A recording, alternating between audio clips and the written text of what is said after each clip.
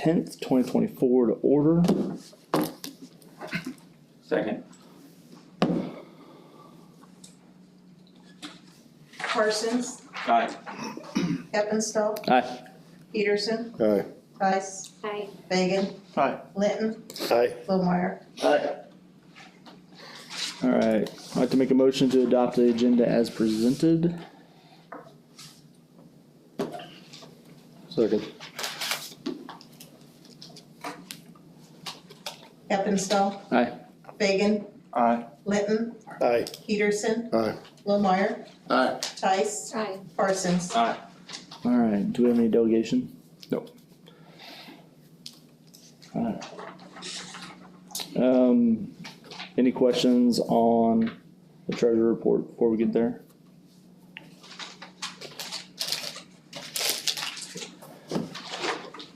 No questions? All right. I'd like to make a motion to adopt the minutes of the regular board meeting March 18th, 2024. There's no correspondence, right? Right. As well as approve the treasurer report of March 31st, 2024, and pay back the petty cash for the elementary school, $45.69, the high school of $63.74, and payment of the bills to be allowed the amount of $234,301.97 for April 10th, 2024, and the March 2024 payroll in the amount of $523,711.26. Second. Peterson, Aye. Parsons, Aye. Lohmeyer, Aye. Eppenstall, Aye. Tice, Aye. Fagan, Aye. Linton. Aye. All right, ACTC survey data presentation, Ms. Keefe. All right.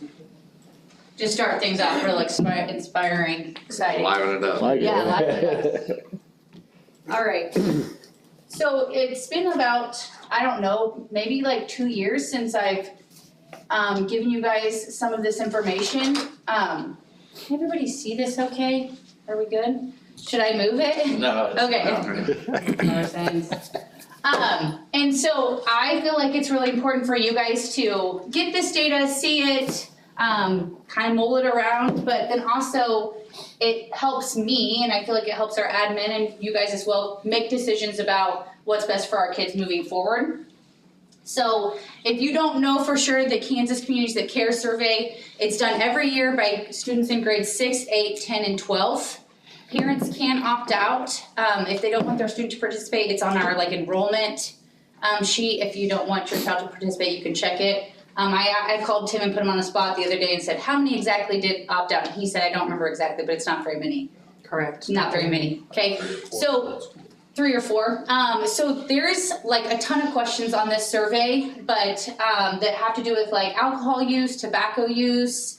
It has to do with bullying. It has to do with their relationships with their parents, their relationships with classmates. I remember one of the questions is if you wanted to go get alcohol tonight, how easy would it be? There's questions like that, but then there's also questions pertaining to depression and suicide, which is what I'm going to talk specifically about. And when I give you guys information today, it is an average of all of the middle school and high school students, not just the 6, 8, 10, 12 students that took it. So just want to clarify that. But there are 3 questions that pertain just to suicide and depression, suicide specifically, and they kind of are a little bit tiered. The first question is just, have you ever thought about suicide? The next question is, have you ever created a plan? And then the last question is, have you ever attempted? And so we'll talk about those questions, but just to clarify too, they have 5 choices for their answers. They can either say yes, they can say yes, but over a year ago. They can say yes within the last year, yes within the last 30 days, or no. So and I'll kind of explain as we go what I'm kind of talking about there. So the first question, have you ever seriously thought about killing yourself? So as a district, and I'm going off the answer yes, okay? Not yes a year ago, not yes less than a year, but just yes. And so it was 24%, which even though you'll see that in the high school from last year, that has gone down 14%, which is awesome. And it's down almost 4% overall between the middle school and the high school. We're still talking about 30 kids in the middle school and 60 kids in the high school who have had some kind of thoughts about seriously killing themselves. I just talked to freshmen about this a couple, like last week and the week before. One thing that like just to keep into mind is like what you consider seriously thinking about it and what I consider seriously thinking about it could be two different things. So it is kind of a little bit hard to judge that question because we had the conversation about if you said to yourself, who would even care if I'm here anymore? Well, somebody might think that's seriously thinking about it, whereas somebody else might not. So it is kind of a little bit of their judgment. But I also want to show you guys a graph that kind of goes with this so you guys can see from 2020, and then this is our district, middle school and high school together. This one is our county, so Linden, Burlingame, Santa Fe Trail, Meridine. This is the state. And so you can see between 2020, 2021, we went up quite a bit. We went up just a little bit, down, and then we're down again. And so while 24%, I mean, when I talked to freshmen the other day, I said, that's like a whole grade of you guys. That's like an entire grade in the high school. I mean, that's pretty serious stuff. But so it shouldn't be taken lightly, but it is good that the trend is going down. And if you look, we are definitely lower than the county and we're definitely lower than the state. So that is some positive news there. At any point, if you guys have questions or want me to stop and explain something, I'll try my best to do that. So then the next tier, like I kind of said, of seriousness or however you want to look at it is, have you ever made a plan? So we didn't just make thought or have thoughts, but we actually made a plan in our head of how we were going to carry this out. So as a district, we were at 12.6%, and you can see middle school, that would be 16 students for them and 31 students in the high school. And again, it is positive that this trend is going down. You can see, and it was a great conversation with the freshmen the other day about like, what caused this? What was happening? You know, we talked about COVID. We talked about students like maybe feeling like they have to stay at home or students not having resources. We talked about how during these times, maybe the concept of mental health has been brought up more. Maybe we're having more conversations about it. And that's helping bring down that number. I still feel like I'm gonna go back. I mean, when I think of there's 31 students in the high school who have made a plan, that still is alarming to me. 16 in the middle school. But I think we're on the right track and doing some good things in all of our schools to help alleviate that number a little bit. And it is always interesting to me, like when I talk to freshmen this year, I say like, does this number surprise you? And they almost always say no. So it just makes me think, I would like to think that this is realistic as it can possibly be just so the information is good for us, but you just never really know. And then I wanted to show you specifically this question. So this one is still the same question, have you ever made a plan? But this one is, the answer is yes in the past year, and it's just high school only. So that's why you see another category. This is high school, this is our district, county, and state. I mean, I thought it was very remarkable that last year in the high school, we were at 12%, and then this year we were at 6%. I mean, I think that that's pretty remarkable and awesome.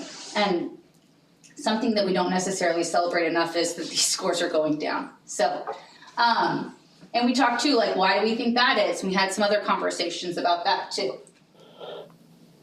And then this one's the hard one. This one's you didn't just think about it, you didn't just make a plan, but you actually attempted to carry out your plan. And I wanted you guys to see all the answers for this one. So the yes was 9.42%, which like that is, when I see that 35 kids have tried to kill themselves, like that, it's really hard for me to stomach that there's that many kids that are feeling that way. Yes, over 1 year ago is 6.3%, which is 23 kids. Yes, but in the past year was 3%, and then yes, in the past 30 days was 0%. Never, when I've looked up these statistics, never have I seen that yes in the past 30 days at 0%. So, now I just wanted to say that these two categories, yes over what year ago and the yes, those both did actually go up from last year. So it's not all positive, we still have some work to do, but also it's kind of hard to gauge that because if that happened over a year ago, then it could possibly go up. Does that make sense? It's kind of hard to gauge that, but yes in the past year and yes in the past 30 days, both of those categories did go down.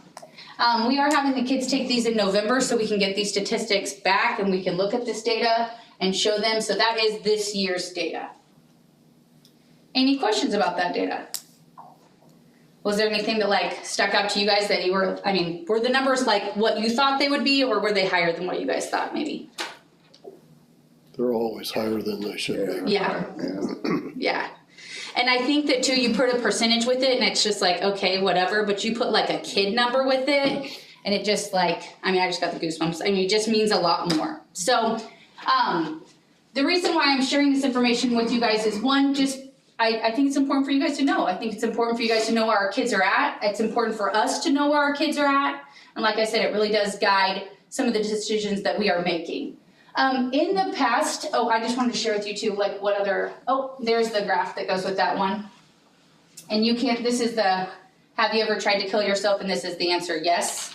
And you can see we had a huge increase in 2002, but we are declining, though we just had a bit of an uptick right there. So, one of those things.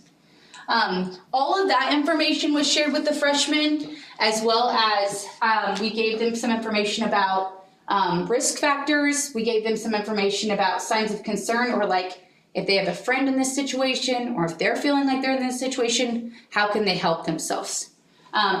You may or may not know about 988, but it is essentially 911, but for like a suicide or crisis situation.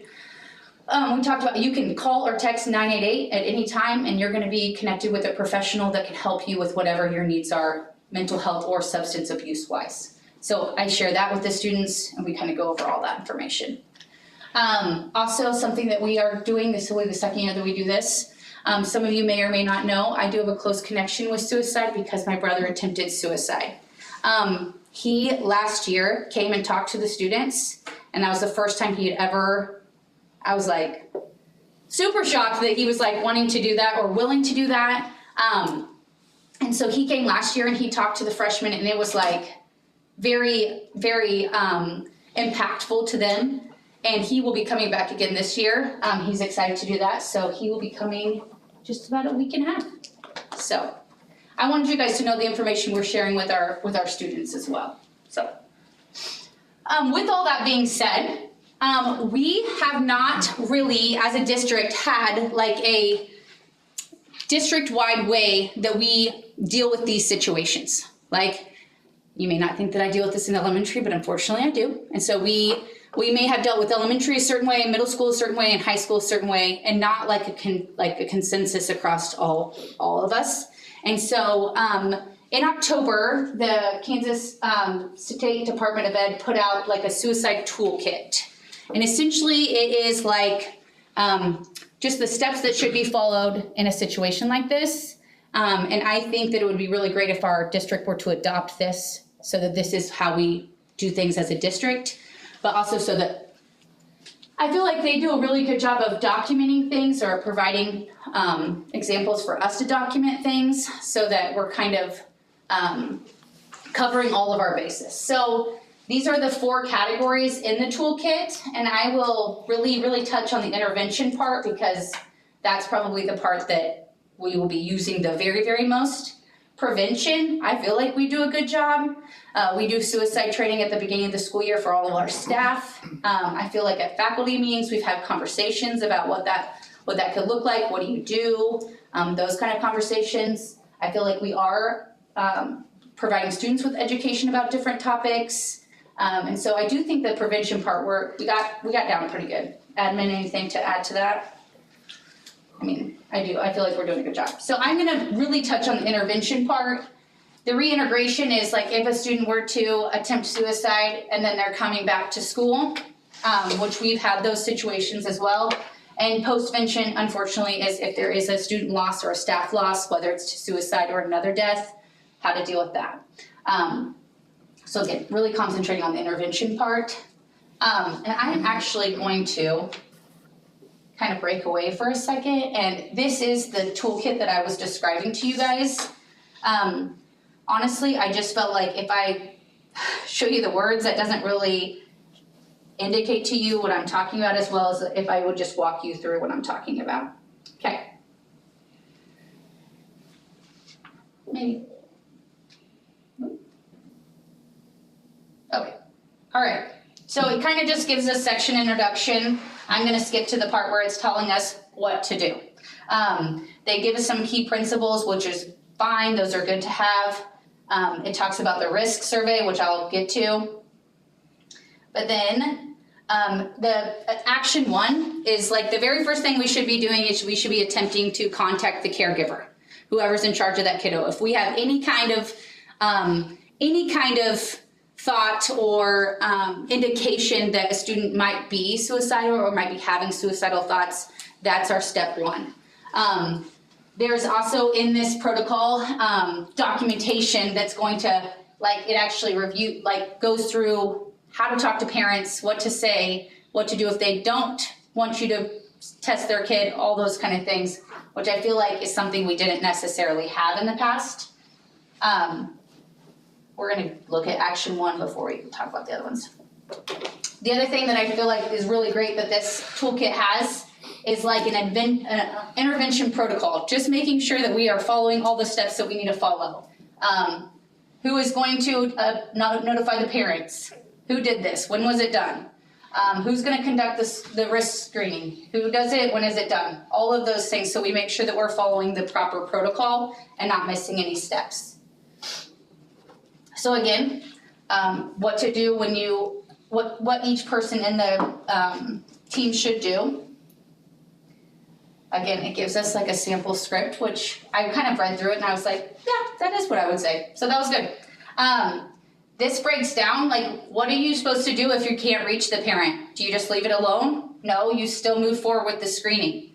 What if you do get the parent consent? Obviously, you move forward with the screening. If the parent does not consent to you screening their child, well, then you ask them to come to school to pick up their kid, okay? And if they arrive, there's an acknowledgement form that they can fill out that says, we recommended your child be screened, you chose not to have them screened, okay? And I know that sounds crazy, but unfortunately those kind of things happen, especially if there's a kiddo that maybe they have made several comments about suicide and their parent maybe just not taking them seriously. I mean, that can happen. And so it's important for us to show that we did try to get you to get your kid to be screened, or we did recommend that you take your kiddo to Stormontvale West or wherever it is to be screened.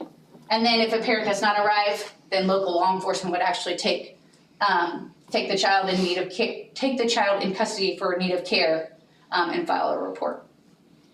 So again, we have never had something like this that really kind of like walks us through. We kind of have just been doing our best, which I think has been fine, but I think that it would be really good if we were just all on the same page about it. So the screening, this is the screener that I have used in the past, and is a very, very well-known, highly recommended screening. It's called the Columbia Suicide Severity Rating Scale, and it goes through kind of the questions that you should ask, and it tells you what you should ask. First question: Have you wished you were dead or wished you could go to sleep and not wake up? And then you can mark yes or no, and it says in the past month. Now, if I was to do this, I would not have this next to me and just kind of like checking it, but I would be having these conversations with this kid and then filling this out right after I talk to them or something like that. I don't want them to feel like it was like going through a checklist with them, if that makes sense. The other thing that I really like about this is there's some adapted language here that can be used for students that are cognitively impaired or like elementary kids. There are some things I wouldn't say to elementary kids that I would say to high school kids. So I like how there was some adapted language there. So there are 6 questions, I believe. Yep, so there's 6 questions, and kind of how I talked to you guys about, we go through the severity of things. Have you ever thought about it? Do you have a plan?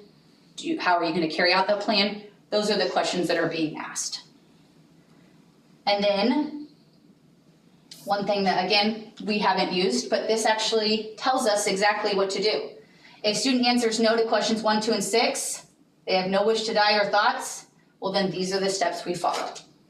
If they did say yes to question number 3, so they have some kind of plan, these are the steps that we follow. So I feel like this does a really good job of helping us know that we're doing all that we can do and follow the right steps, because, I mean, it's not just something somebody's saying, it's somebody's life, and, you know, it's a lot of pressure on someone to make sure that you're following all the steps that you need to follow, but I feel like it talks you through it quite a bit. And then it talks about collaborating with families after a screening. What things should you say to a parent? What things you shouldn't? If their ideation or if their method of suicide that they've thought about has to do with firearms, what kind of things do you need to tell parents? What kind of things do you need to say? So it kind of goes through that. Give some facts for them. Like I said, tips for storing lethal means, firearms, pills, something like that. This is the acknowledgement form that I was talking to you guys about previously. Gives the student's name, school. It says, I understand that my child was screened by a qualified staff member for possible risk of suicide, and the school recommends that and then we would recommend whatever it is that we see fit, whether it's just consider some mental resources in the community. Maybe they already have a mental health provider, so contact them, all the way up to take my child for further clinical assessment immediately. We would fill that out, and then it says, I further understand that I am responsible for taking these actions. Then I agree to, and they can check what they agree to or not, and then they would sign in a staff member. Again, we've had situations even this year where we feel like we recommended something to parents and they didn't think that they should do that. And it's hard because we're trying to do what's best for kids, but that's not always taken that way. So this is a good way to just also document for parents to have too. Any questions so far? I've gone over a lot of stuff. No? Okay. Sorry, real quick. Who's the one that's conducting the screening? So will they get to a counselor, or how does that happen? Yes, so like, let's say, I'm just gonna do a hypothetical. A student tells a teacher something. Right. A teacher is not properly trained to conduct this screening. Okay. So the teacher, and this is part of our training that we do with teachers, the teacher would, depending on the situation, a kid says, I'm going to do this right now, then an adult would stay with them the whole time. If it's one of those things that I've thought about it, well, let's go talk to a counselor. And so then that staff member would then take to an admin or to a counselor, but then the counselor would be the one that actually conducts the screening, because they're the ones that are trained to do that. Our school psych might be trained to do it too, as well as our school social worker, but most likely we're gonna use our counselors in that situation. You guys, I don't want to overstep, but does that make sense? Yeah, absolutely. Not just anyone is doing the screener. I mean, it does talk, I mean, it is step by step, but I know that these fine friends would probably rather someone else do it. I figured, just to make sure. Yeah, so this kind of just gives us some guidelines for releasing information, and also there's a release of information sample that we could have signed. This would be used if I recommended a kid to go to Stormont Vale West, I would fill this out and I would send this with the kid or with the parent, and they would give this to Stormont Vale West, so that now we have we can communicate with one another, and that's really helpful. So, and that doesn't always happen. So, and then the last thing is a safety plan. So if based on like the answers that the student had given in the screener, we would decide whether a safety plan is needed. And then this gives, this is the Stanley Brown safety plan. We have other safety plans we have used in the past, but this kind of just goes through what are some thoughts that may cause you that indicate a crisis is coming, what activities help, what people are distraction, what people you can get help from, and we would go through that if that's needed. And then this is just an intervention documentation form that can be used. And I will say, I know I put this in my presentation, but none of this should be put in the student's CUME file. It's not supposed to be stored there. It should be stored with admin or a counselor, but not put in their CUME folder, just so you guys know. this is just kind of an overview of what we did. Okay, who was it? Who was at risk? Why? Who screened? Who contacted parents? What resources were given? When will they come back? And that just documents the whole process that you did. So that in a nutshell is the part that I really feel like we would be using the most. If I go back to our presentation, that is, that is all of those things. Instead of just showing you that, I thought it would be better to actually walk you through what I'm talking about instead of just saying, conduct this risk screener. But that is the intervention part of things. Anybody have any questions about those?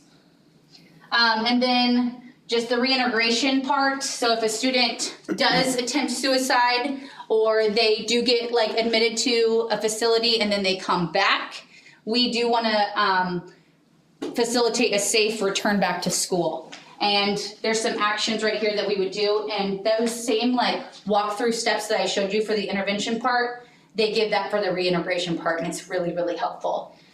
So identifying their return date, developing that safety and support plan, identifying who is going to be in charge of that safety plan, who's going to be doing those check-in, check-outs with that student, or contacting parents, and then filing that that student support plan with either building administrator or counselor. But that is the reintegration part. And then the last part, the postvention, that we don't want to ever have to use. But that is, it in the toolkit, it does go through that. Immediate aftermath things that you need to keep in mind, whether a parent has let you, whether the parent has admitted like what the cause of death was. So it goes through like script on how to talk to parents and how to talk to teachers, how to talk to students about if a person, teacher or a student passes away. And then long-term aftermath. So things like memorials, siblings, long-term things that could be because of the death. Those things are also included. I do feel like I kind of put this, but we have our emergency operation plan as well as our crisis plan training that I feel like we have done a good job of covering this part. And we already kind of have established protocol that we have in place for this. Yeah, we'll convene the crisis team if there is a loss, and we'll just evaluate using this toolkit, but also evaluate, do we need more support depending on the situation?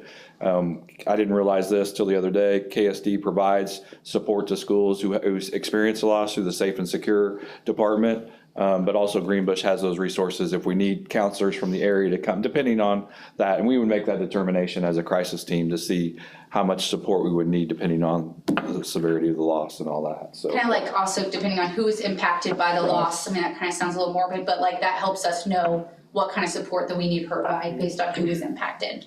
Yeah. That in a nutshell is all of my presentation. I believe so. It's saying yes. But not say anything. Does anybody have any questions about that toolkit or how we would use it or anything like that? Do you feel like the staff here within each of the buildings is adequately trained on just having those conversations? Like, would they feel comfortable with talking to their students about that? It's a difficult subject. Yeah, so. I think yes and no. I think that there's probably some staff members that are like, yeah, I can do this. I think that there's also some staff members that are like, whoa, that's a lot for me. And so when we have talked to staff, our conversation looks like, if that is a lot for you, then you gotta reach out. You gotta let somebody know that can facilitate those conversations.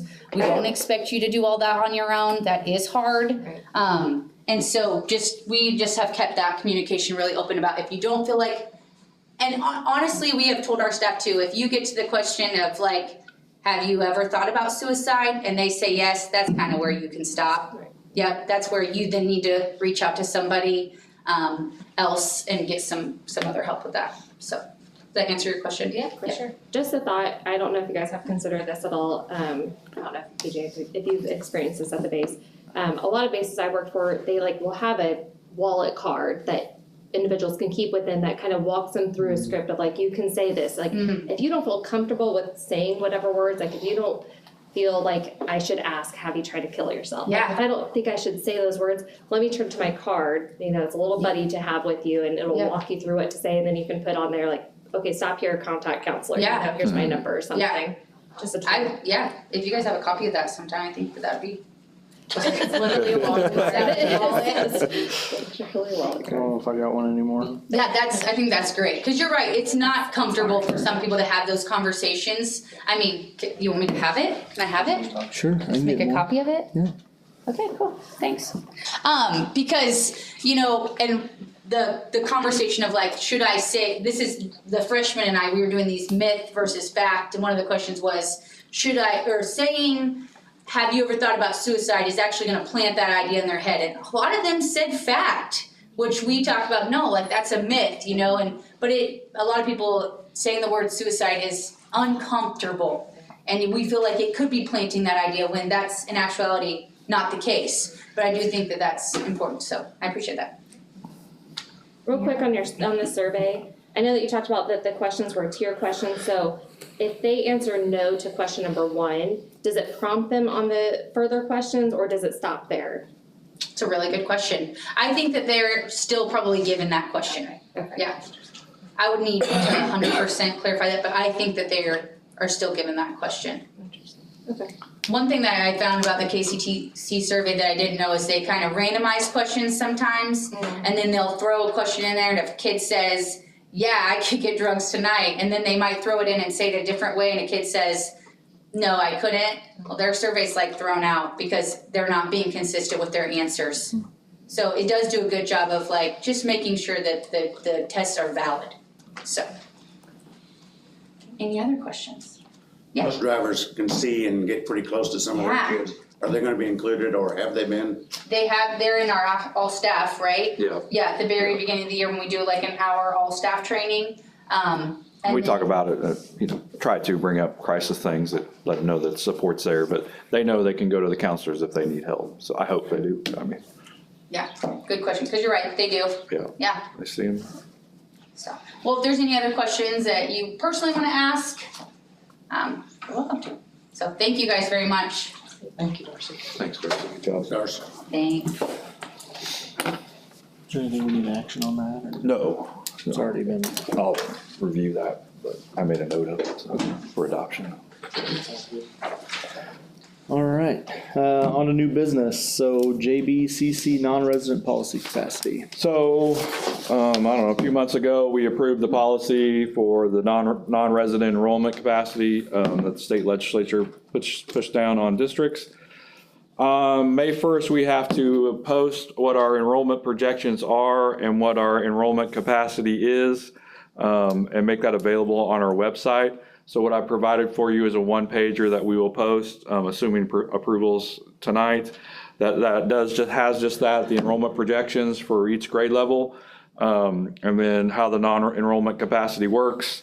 And then at the bottom, it talks about how many spots there would be at each grade level for the upcoming school year. So once we post this, we have to have it on the website, May 1st. So people can see that, and as well as an application needs to be put with that. So the district will accept applications June 1st through June 30th.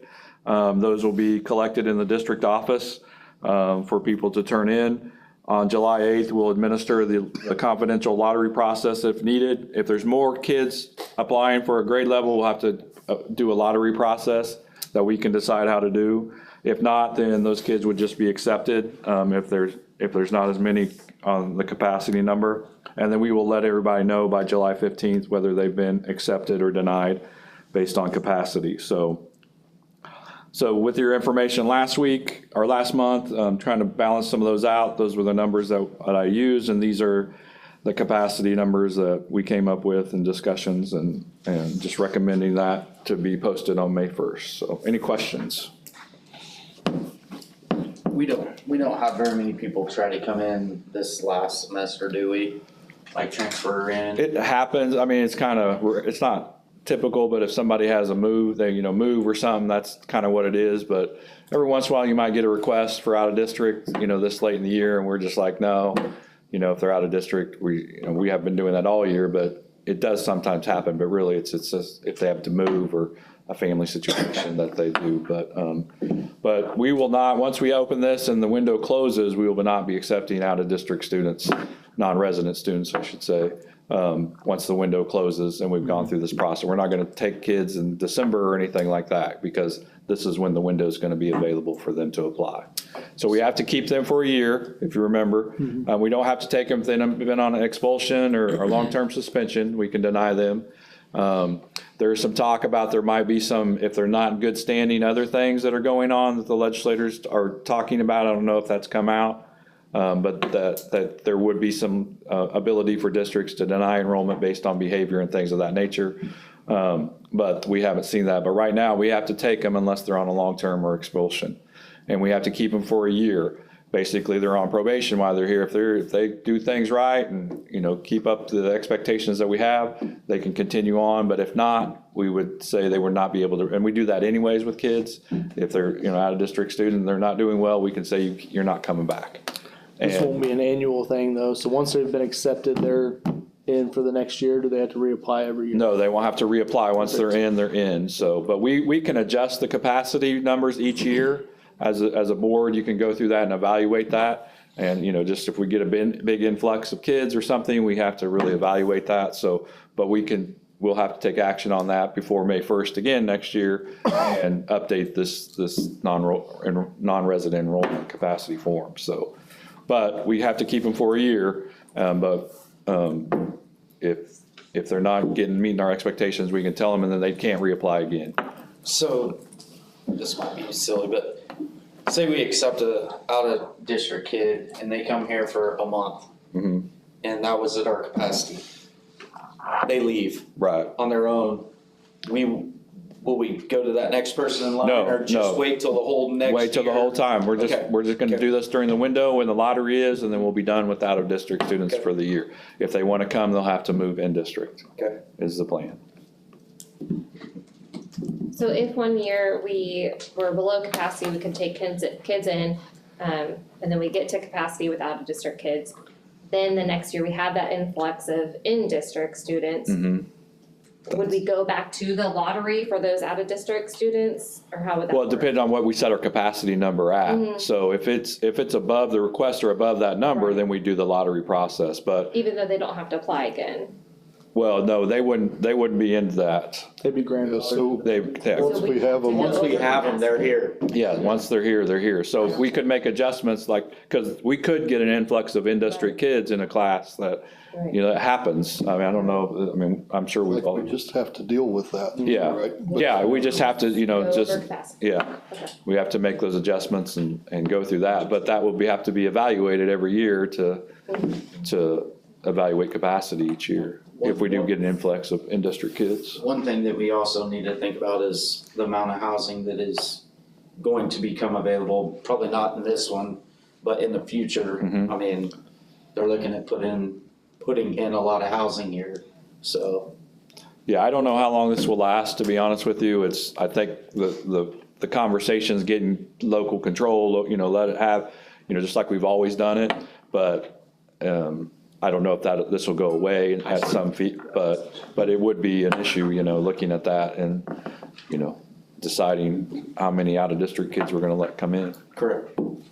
based on, because we'll see an influx of kids. We'll have several show up and we didn't know they were coming, so. And again, we select a sixth grader, their siblings come Right. along with them if they have any. Even if that capacity is Yep. full, if there's no, like a couple of these are 0, but if a sixth grader gets chosen, they have a freshman sibling, that sibling gets to come. But have we cleared up if that sibling has behavioral issues or they're on a? That's, if they're on long-term suspension, they're automatic, we But don't, does the sibling who's not get to come? yes. Okay. Yeah, they would So they still would be, get if they, split. yeah, but they'd have Okay. to split they have to make that choice as a family, Okay. but if we accept one and there's not capacity for that sibling would get to come. Even if we didn't have capacity for them? Is that- Right. That's what you're saying? too? Yeah. Yes.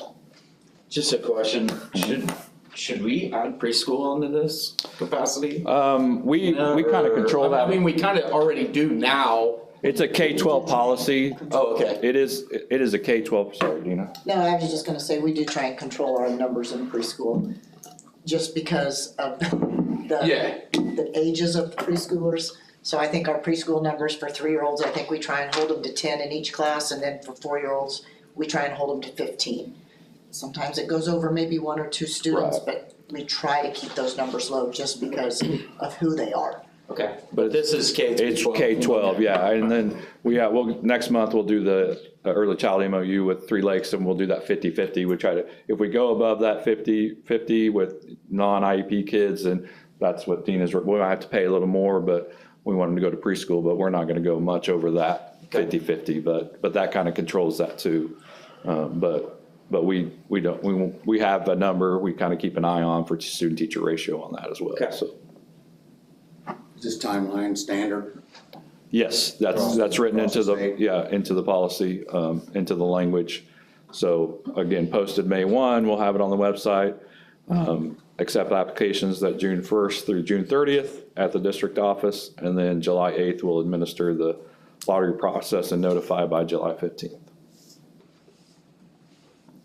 So. Any other questions? No? All right, I'd like to make a motion that we accept the non-resident policy capacity as presented. Second. Fagan. Aye. Tice. Aye. Peterson. Aye. Heppenstall. Aye. Litton. Aye. Lohmeyer. Aye. Parsons. Aye. All right, Osage City Community Foundation USD420 representative. So we were contacted a while back about, Kat Bellinger was the district's representation, on the foundation board representing the district. So they were questioning if we're gonna replace that position or how that was gonna go. Jim is currently on the foundation right now as a member, representing the community, I assume, and do that. So he's willing to do that and represent the district if we're okay with that, or if you want it to be me or somebody else. I mean, he's willing to do that, but, I go to the meeting, so makes sense that it would be me, I guess, so I'm good with it. so everybody good with that, so. All right, I'd like to make a motion to formally appoint Jim Lohmeyer as the representative for USD420 for the Osage City Community Foundation. Second. Linton. Aye. Peterson. Aye. Heppenstall. Aye. Lohmeyer. Aye. Parsons. Aye. Fagan. Aye. Tice. Aye. All right, 3 Lakes alternate. I don't know that we did this at our July meeting. Do you remember? I think we had alternates. It was Kelly and. Right, but I don't think we updated it. We've elected. Yeah, so we just just in case you can't make one, we thought we better have one in place. So looking for someone to represent if Todd can't make the 3 Lakes meetings. They're on the second Mondays of the month. On the list? I don't know. I attended a couple. Is it like a Several second years ago. alternate?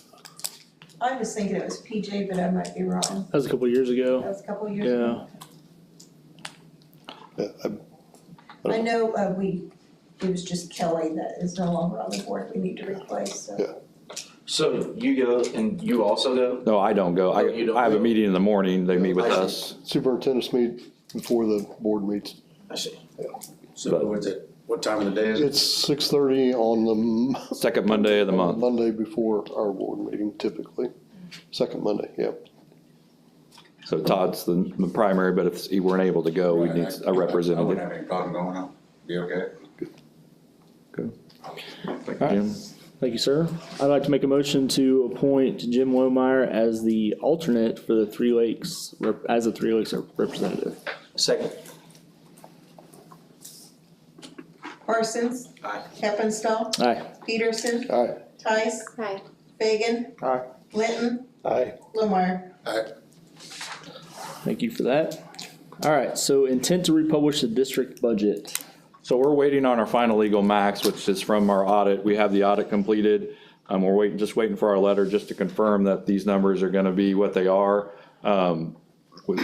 This is what it's on the website right now, but we're just kind of waiting on our number. But what I'm asking for tonight is just permission from the board to republish, to go through the process to republish the district budget. As you can see, what our computed General fund was $6,761,323. That's what we computed when we submitted, when they did the audit. The second number is what we did when we estimated what we thought we were gonna get for budget-wise at $6,635,418. I had 5 million in there, I just changed it, should have been 6, so. But that's a difference of $125,905 of budget authority in the general fund that's the number we're looking at, is what we think is gonna happen, once we receive our final, our final legal max letter. So what I'm looking for is just permission from the board to start that process. We have to publish it in the paper for 10 days before we can take action on that. So I'm just asking for permission from the board to go get ready for the process. Once we receive our legal max, to begin that process of republishing our budget and going through that process. Questions? We did this last year. It just sometimes our budget numbers are a little off compared to what's actually audited. And so to get more authority, have within the budget, this is what we have to do. So, or have the opportunity to do, I should say. And this will drive a special meeting potentially? Yeah, potentially. If we can maybe get it done before the May meeting, depending on when the letter comes, we can throw it in there. But it's just permission from the board to republish. Anyone have any concerns? I just have a question. Yes. On the difference of funds. I understand that we've increased taxes last year. I would assume that tax increase, like, we made well over, I think, 125,000, right? So I just want to make sure that we're being responsible with taxpayer dollars. Yeah. I think that the tax increase made us more than 125,000, so we obviously needed it, I would assume. Right. So I'm just clarifying. Right. So really, this is just based on enrollment numbers. Oh, just. Yeah, so that, and the weighting that goes into all the various, and we'll do a budget workshop when we go through this in August, and we'll get you that information, but this is really just based on the formula that we use based on our enrollment of kids, our FTE, and then what our at-risk weighting is, and different things, and we have that all factored in there through major spreadsheet. But this number is specifically related to enrollment and the weightings that go along with that enrollment. Perfect, thank you. Any other questions? All right, I'd like to make a motion to allow the process of republishing the district's budget when we receive the final legal max. Second. Tice. Aye. Lohmeyer. Aye. Parsons. Aye. Linton. Aye. Heppenstall. Aye. Peterson. Aye. Fagan. Aye. All right, locker rooms. So we talked about this last month, and so remember working with DCS it's a construction management firm out of Wichita. They're working with us on the HVAC unit that we'll have done above the high school. But they have the resources and the I guess, contacts to help with the options for the locker room updates that we're planning on doing. And just a reminder, we're looking to put new lockers in all locker rooms down there, the boys and girls. Partitions in the bathroom area and the water closets. Painting, we'll paint all walls, shower the walls with the epoxy paint, and then trim around windows and doors. We'll replace the ceiling tiles, we'll replace the grid and everything, and put a new sturdier tile in there. And then do some plumbing work with new water coolers, single bowl vanities, shower heads, and then some air return things that they'll be updating as well. So that proposal, with all that combined, came in at $389,266 for the scope of the work. Additional to that, they recommended an $8,968 epoxy the shower walls, which would be 5 foot around in the shower area, so that just makes it cleaner, less moldy. It won't get moldy. So that's an additional to that, and we think that needs to happen in those showers. And then there was a quote for a Whirlpool. The one we have now doesn't work. It just holds water and they use it, whether it's a cool bath or something, but the coaches would like to have one that's functioning. And so recommending to replace that at $15,006 based on the quote. all of this comes from capital outlay. That's the plan. I mean, there might be some LOB depending on how things go, you know, at the end of the year that we might be able to do some of these things, whether it's the whirlpool or something. So we'll look at that. But mostly out of capital outlay is the plan for that. And we haven't really taken out of there really in the last couple of years. Pretty And so, healthy right now. yeah, so we have some room to do that. So I know it's a big ticket item, but it's much needed to liven up that space and up, you know, get it cleaned up really. And so we think all this will help tremendously. We will be removing the showers or the lockers ourselves. Dan will take care of that with his group. But other than that, they'll take care of everything else. Is there any kind of warranty on the epoxy and? I don't know. I'll have to check on that. Just didn't know, depending on how thick you get it on, I'm or if sure it it's- starts peeling or I'm anything sure like it's that. standard, PJ, but I don't have that, but I can find that out. Was lighting in there too? No, we're gonna Dan can do the lighting stuff, so all the lighting will remain with the new ceiling grid, but Dan can do that, updating the lighting and things of that nature. He's done all the gym things, and so once we get that done, we'll evaluate the lighting, and that'll be something we will do as well, but Dan and his group can do that. Yeah, I didn't see it in the. Yeah, no, they're just Estimates. gonna leave what's there and then just put it back into place when they get the new ceiling grid, and then we'll do some different lighting, probably above the vanities and things like that. So, but Dan can do that with his crew. It's been a minute since I've been in one of the locker rooms, but are there still just open showers? Yes, so these will have partitions in them, Okay. like shower curtain type things that'll Okay. separate them a little better. Okay. Is what comes with the new replacing that one. So we think that might help with showers, whether kids choose to shower or not, but. Encourage them more. Yeah, it might. So, but we have those in the middle school, kind of separating those Right, out. And right. so that would be the plan for this, is to have those in there. Thank you. Yeah, otherwise it's pretty open there, so. I assumed that had not changed. I can't remember off the whirlpool. That's connected in between both of them, right? Yeah, it's That's- kind of the I walked storage through there, areas, but yeah. I can't remember. Yeah, it's access from both lockers, so, but the coaches would like to have that available and working, so. Will we have just for like if it's hot, are we gonna have the capacity for the new one for the water? Yes, And- it's right there, all the water hookups are right there, so that doesn't need to change, it'll just basically replace what's there, so everything's good there. It's just, I don't know why this one's not working, but it hasn't worked for a while. from If what I we understand. pass it, what's the timeline that got on that? So hopefully we can get it done this summer is with this, and that's the plan. We can, Dennis and Tammy are good with getting started before school's out. We can make alternate plans and just kind of cordon that area off if vendors are able to get in before that. And so just it's kind of nice out of the way down there. But hopefully this summer before school starts is the plan. They think they can make that happen. Okay.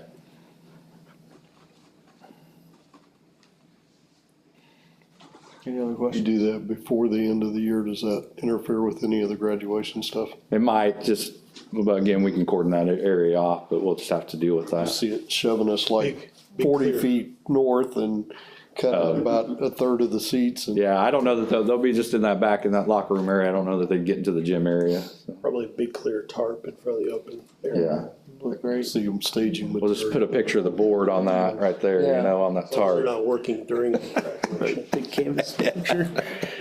Just go. Yeah, it's just the space. We lose that, that's where the problem comes. Just put the stage on the other end. Good, Don't do ice cream. Well, they do too. I'm just saying for. used to be. Okay, gotcha. Yep. Any other questions on this?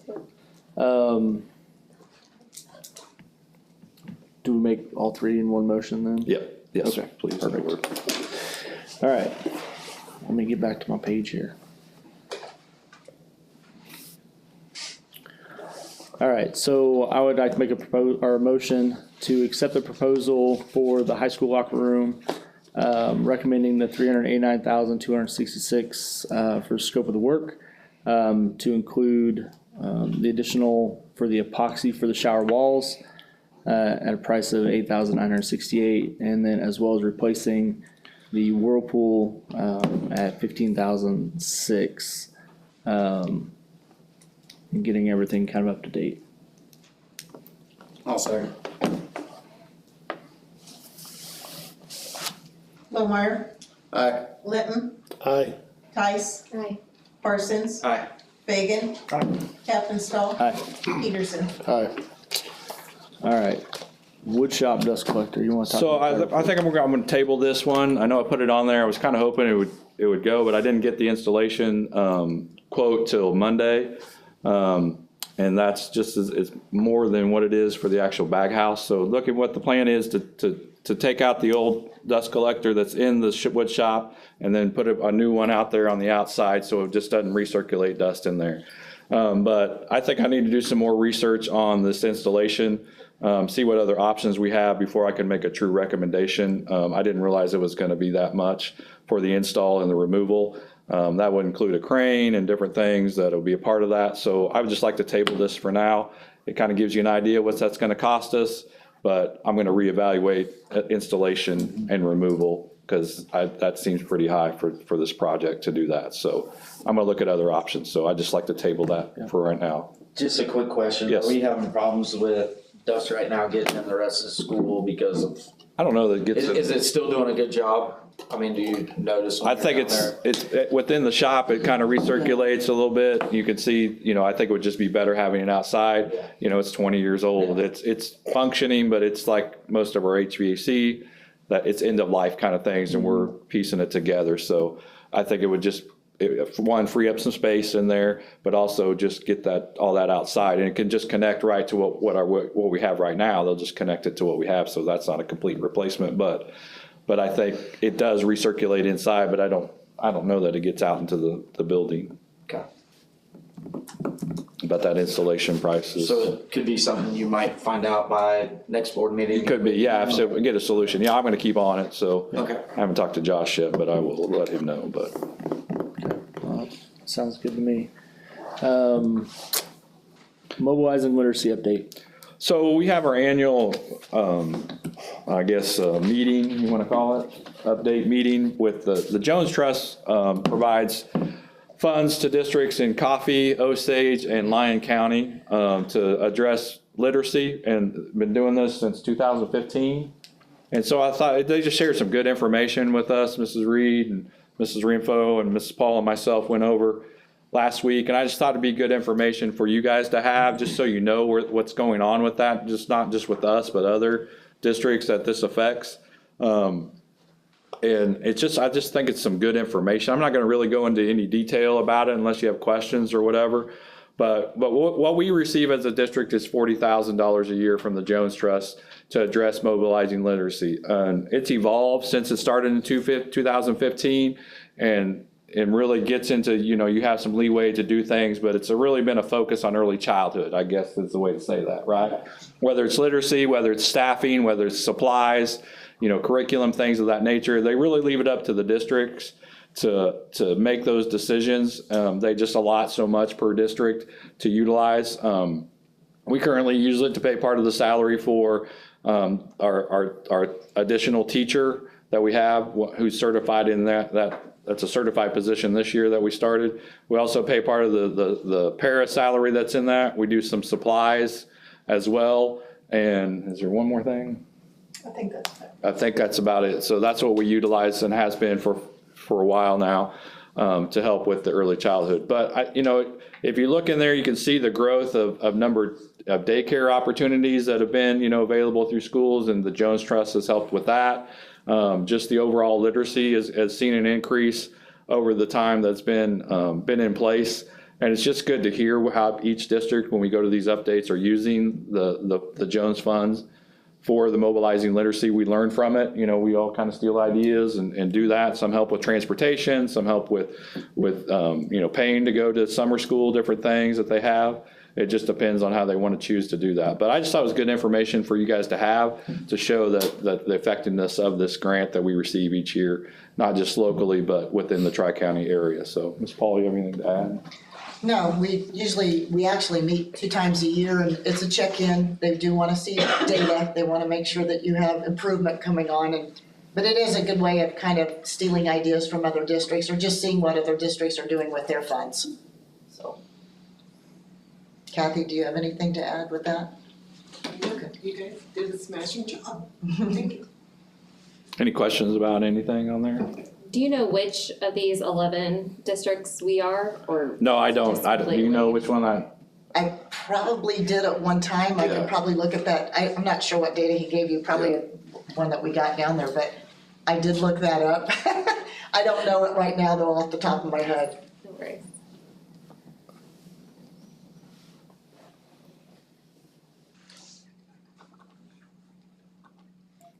All right. Any other questions on that? KISA check-in. So as part of the KISA 2.0, KISA is the Kansas Education System accreditations that we have to do every year now. But last cycle we did a 5-year cycle.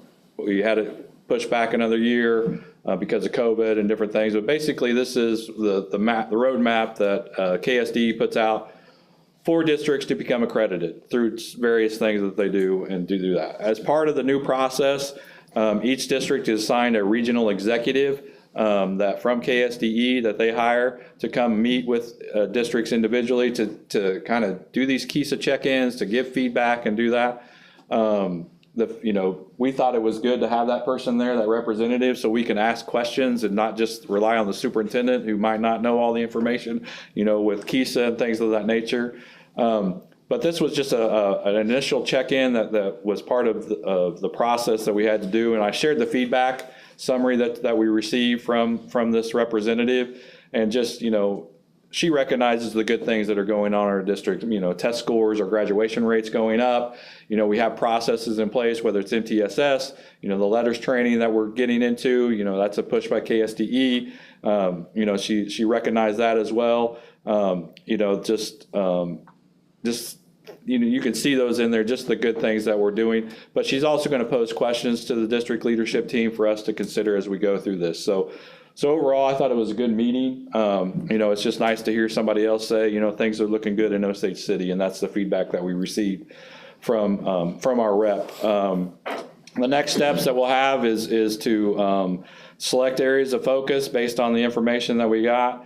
We're looking at probably, I think the focus is going to be moving kids out of level 1 on the state assessments. Reducing that number would be probably a focus. Chronic absenteeism could be part of that focus.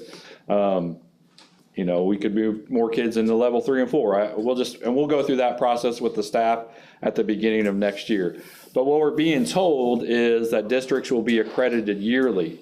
They will receive their recognition for accreditation yearly. So we had some questions about that. I did not get a chance to watch the State Board of Ed meeting this week because they were going to take action on what that really does look like on Tuesday or Wednesday. I think it was Tuesday, but I haven't seen anything. We have our update tomorrow afternoon, so we should have more on that. I will be attending the KISA 2.0 update in April, I think it is, at Greenbush to get, once it's all been finalized, formalized, approved. And so we'll have better guidance because we know state assessments are going to probably be a majority of that, how we're doing on that. And then what are the things we have in place? Osage City has a long history of having things in place and having a plan when it comes to academics and doing that. So I don't see that being any different than what we've done in the past, and we continue to be successful through that. So it was a good first initial meeting. We're still learning what this is going to look like and still going to see how it adapts, but I've always operated as one, we want it to be user-friendly. We don't want it to be a burden to the staff. We want it to be just that, user-friendly, but we also want it to be pertinent to our district based on our needs and things of that nature, and so that focus comes from that. So I don't see it being any different than it's been in the past. I continue to see the success and being fully accredited on a yearly basis based on the plan that's been in place, and we will continue. So you guys have anything to add about KISA? We just don't want a lot of changes like it was the last cycle. So that's what we recommended in our feedback to them. So that's where we're at on that. Just wanted to give you an update on it. You think the yearly accreditation will stick around for a while? I think it is. I think that based on that, but like Dina brought up the question, well, we don't really receive state assessments till late, in the year. And so how are you going to really make recommendations to be accredited? So that's something I assume would be figured out in this meeting at the State Board of Ed. So, because it sounds like a lot of this will be based on how you're doing on state assessments, is my opinion on that. So, but Dina had a good question of that, so that she was gonna take that back to the team, the representative, to kind of get some guidance for us on that, so. Sounds great. Any guys questions on that one? Okay. KSDE wellness audit. So just again, we had this, part of our, we have a wellness policy for the district, and part of the process we have to go through is an audit. KSD sends a representative down to meet with our wellness committee that we had that's been in place for a long time. The wellness committee meets in August and February, just looks at the variety of things, making sure we're following the rules of wellness that were at least in the, I can't remember that first column. But there's different levels, and we want to make sure we're meeting those criteria based on those recommendations. But also just looking at some different things, and you can see the feedback that we received from the representative that came down. Just looking at developing some some long-term strategies when it comes to physical activity, but also looking at a subcommittee for staff wellness. And we've been talking about that as a committee, but she thought we were headed in the right direction, and just that wellness committee has a lot of good things in place and takes care of that. But the feedback that we received is that we're looking good, and just made some recommendations of things that we could do. We could look to farm to plate, options in the cafeteria. We've done similar to that this year with some hamburger and some chicken, but there's other options that we can consider, and they've shared that information for us to evaluate as a committee that we'll be doing in the future. So just wanted to give you that information, the feedback that was given to us from the representative for our wellness audit. So. Okay. Thank you. Three Lakes report. Todd was unable to go Monday. It wasn't a lot that I can remember. They're doing some updated language with the new addition of the new vehicles the vans that they got, and just changing that language to basically say that they would use the vehicles and use Three Lakes employees to take kids. It didn't change too much. Pick up one van early because of somebody else canceled an order, so we did have a special meeting and actually got approval to get one of the vans picked up early because of that. But it'll still be the district's responsibility to get the kids to the buildings, but they'll have those vans there to take them to their job sites and different things. So they just update the language on that. I don't think there was anything else that was really, from what I can remember at the meeting Monday, from that. So agenda, I don't remember anything else. They are going to do some adjustments of staffing, so we should receive that sometime this summer. I think we're looking at having a full-time school psych here instead of half and half is the plan. For next school year.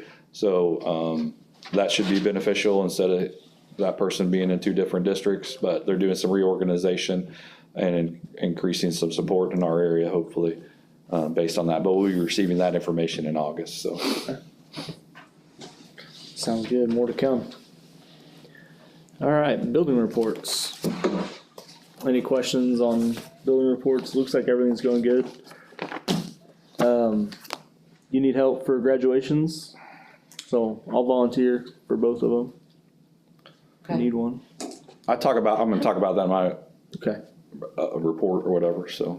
Jumping ahead. Yeah, well. He was ready. I was ready. I got it. Especially that 8th grade one. I want to get in there. Nice. Just a question for junior high school. I know things are crazy right now. I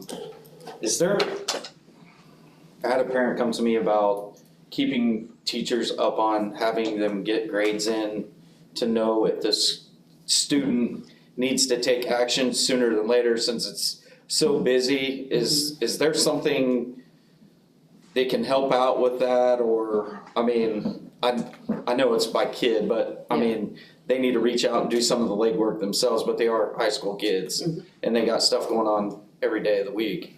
But I didn't know, that's why I'm bringing this up to you guys, if there's an option that we can look at or, have a deadline for certain grades to make sure that they can have good grades by the end of the year. Yeah. I think for us, for high school, I always encourage my teachers to have their grades updated by 3:00 every Friday because that's when we're getting ready to pull our ineligibility list. Now, it's gonna depend on every student situation. Did they turn it in on time? I mean, if they didn't, I mean, is that the teacher's priority to get it quickly graded so that they can do what they wanna do the next week? I mean, it kind of starts to fall in what's the expectation for the teacher and what's the expectation for the kid, you know? I mean, I don't know. So I think there's just a lot of situations that are different. I would just, if it's a parent, I would encourage them to contact the teacher first, check with their student, contact the teacher first, and then if they haven't contacted the teacher, then they can obviously contact me before then they go to the board member. Correct. But, you know, I think just following that chain of command is important from the high school's perspective. So, and then taking advantage of that open seminar. I mean, a lot of the times I see kids that they just jet out, which I think is great. They earn that incentive, you know, even if they do have a low grade, they're not necessarily on the ineligibility list. Correct. But they don't take advantage of that open seminar, they just leave.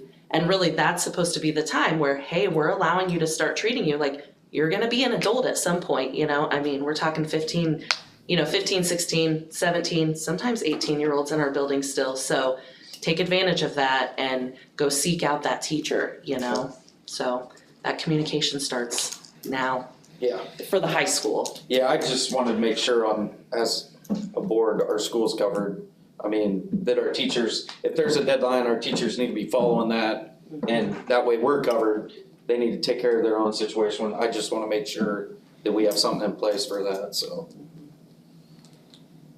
I mean, middle school wise, I think our teachers do a good job of just getting their grades in, but there's no set deadline. They just constantly, we run eligibility every Friday at noon, so they know that we want to have grades up to date as possible, but it just depends on every student situation as well. Okay.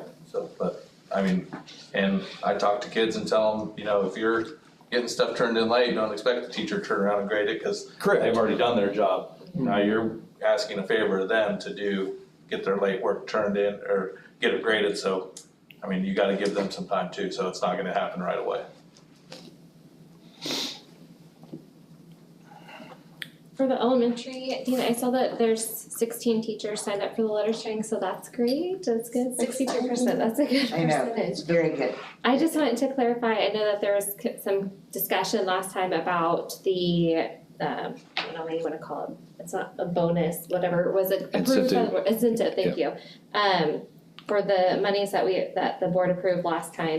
And the PDE, was there any further research to just make sure that these 16 individuals can receive both the incentive payment and use that towards PDE if they choose to do so, if they continue? We'll talk about that later, but yes. Okay, just to make But sure. not yes, but I will answer that question at a different point. Okay, no problem. I just want to look out for the teachers. I don't want anyone to have a debt Gotcha. come up or anything like that. I understand that, So yeah. I appreciate it. We'll talk about that another time. Thank you. I Yep. appreciate it. All right, superintendent report.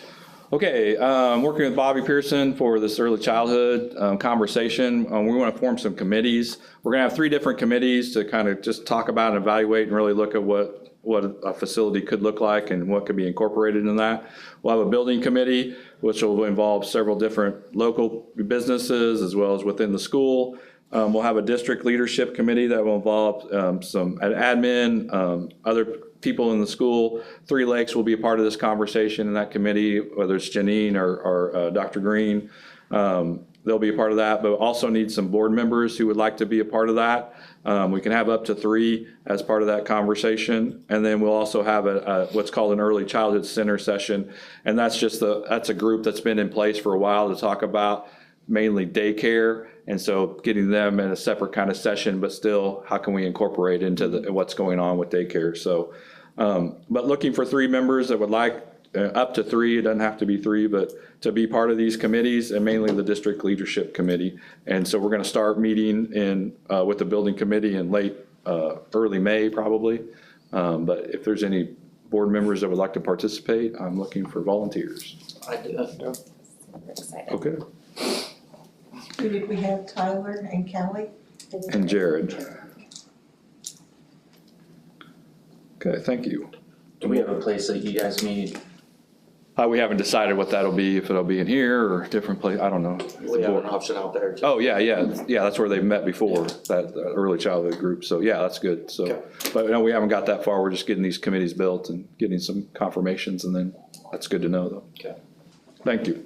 So, next, on April 24th, Mark Tallman, who works for the Kansas Association School Board, he's kind of taken a different role out there, but he's doing some, what he's calling district spotlights, and he's chosen our district as one that they're gonna spotlight through the Kansas Association of School Boards. So they've looked at some of our state assessment data, our graduation rates, and different things, and they see we're having success. So they want to promote that. That's part of the KSB's job to do that. So he's requested to meet with us as an admin team, and we'll take him through a tour on the district a little bit too, if we have time. But he just wants to know, why are we doing so well? What are those things? Get to know their district, and then they'll put a spotlight in, sent out through KSB. So I want to give you heads up and do that. So we're pretty excited about sharing our story of the good things that we have going on. We should, when I came here, that we should be shouting from the rooftops how well we're doing academically overall, because it has been a tradition of success when it comes to the academics, and we should put that spotlight on our staff. And I think this will be a nice opportunity to do that. So we're looking forward to that. So I don't know when it's come out, but we are meeting with him April 24th, and looking forward to sharing our story. So.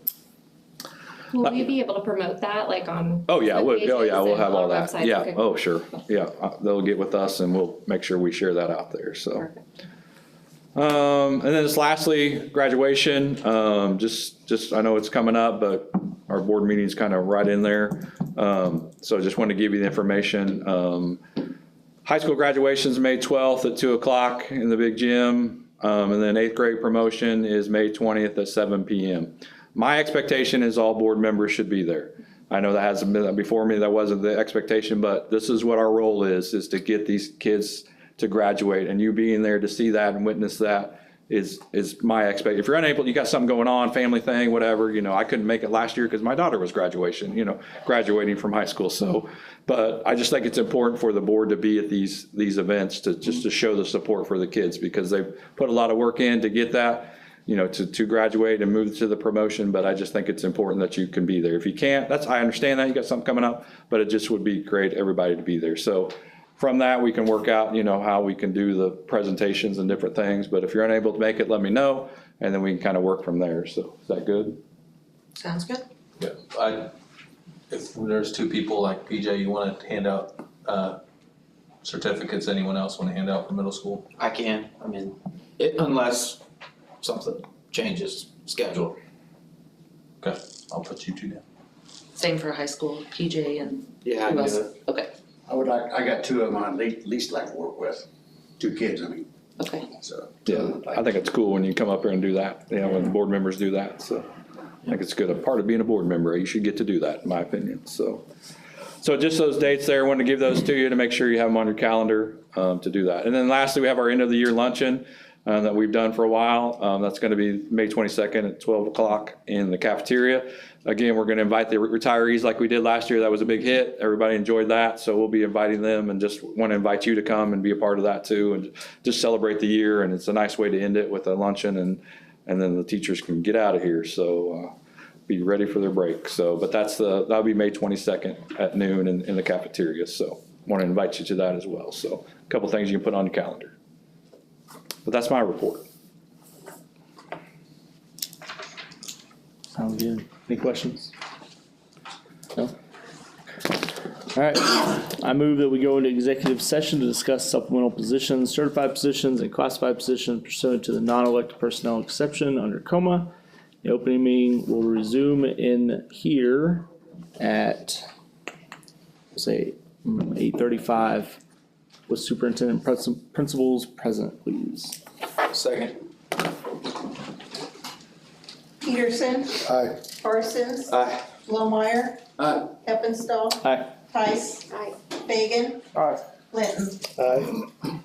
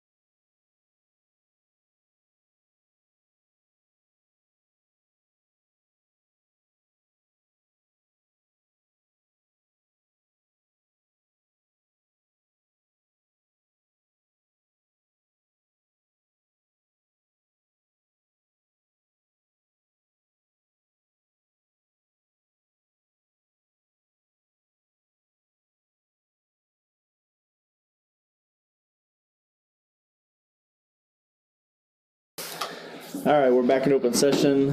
I'd like to make a motion to accept the resignation of Diane Vaughn as the fourth grade teacher. I'd like to approve our pending applicants' acceptance. I'd like to recommend Reese Holloway as a fourth grade position, again pending her acceptance for the position. And then approve the premium pay for the 2022-2023 school year in the amount of $84,974. 2023, 2024. Yes, I'm sorry, it's, Did it not? it's 20, yeah. Thank you, I second 2023, 2024, appreciate it. Fagan. Aye. Tice. Aye. Peterson. Aye. Heppenstall. Aye. Linton. Aye. Lohmeyer. Aye. Parsons. Make a motion to adjourn. I'll second that. Linton. Aye. Peterson. Aye. Heppenstall. Aye. Lohmeyer. Aye. Parsons. Aye. Fagan. Aye. Tice. Aye.